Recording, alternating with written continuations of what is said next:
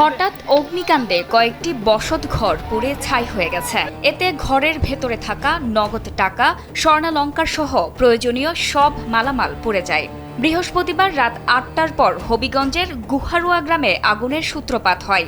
মুহূর্তের মধ্যে আগুন ছড়িয়ে পড়ে আশেপাশের ঘরবাড়িতে। এ ঘটনায় অন্তত ২টি গরু আগুনে পুড়ে মারা গেছে। স্যান্ডেলিনা সো রূপচর্চায় আভিজাত্য।